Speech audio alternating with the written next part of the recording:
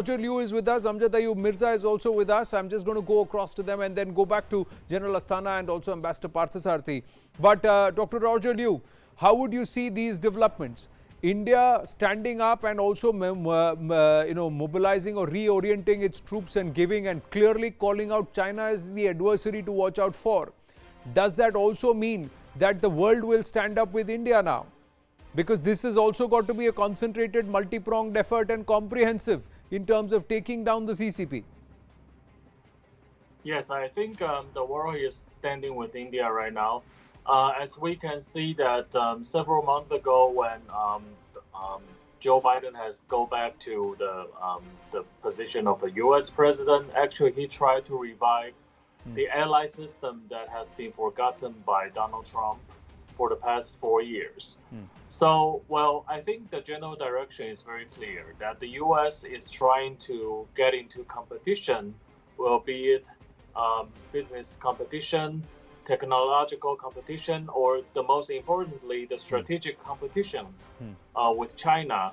And this general trend is not going to change. So to work with Quad states are extremely important in Joe Biden's strategy.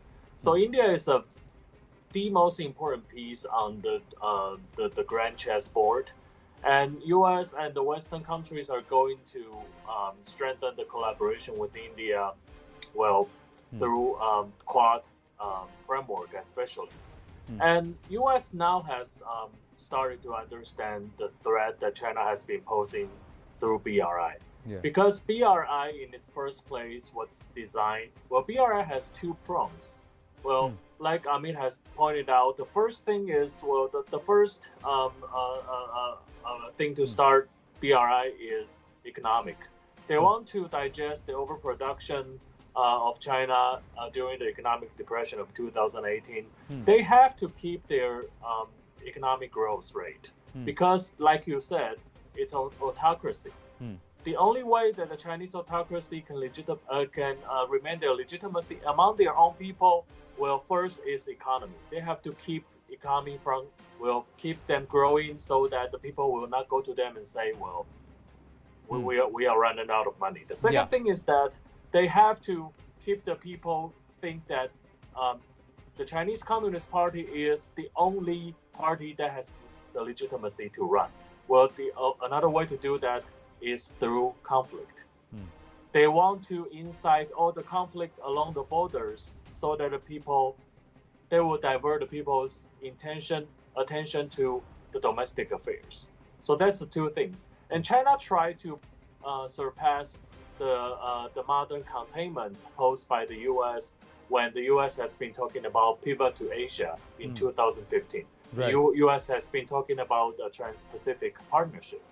So China tried to go backwards and try to unite the countries on the Eurasian continent, create interest among them, and bring them into the game. So this is what BRI is doing.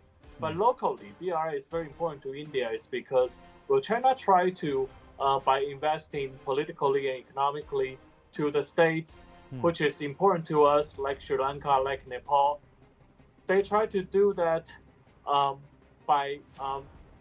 they try to subdivide and submit our powers, our strength in the Indian Ocean region. They try to change the way that the game is being played here. So that's the important thing that we cannot ignore that because China has been, well, doing political investments for the past few years. Well, in Sri Lanka, for example, they are supporting Rajapaksa in 2005 in his presidential election, right? I want to make sure. Can you hear me? Yes, I can. Yes, I can. And that's what you said. They bankrolled Mahinda Rajapaksa in 2005, and he's repaying that favor now that he's come back. Can you hear me for now? Yes, I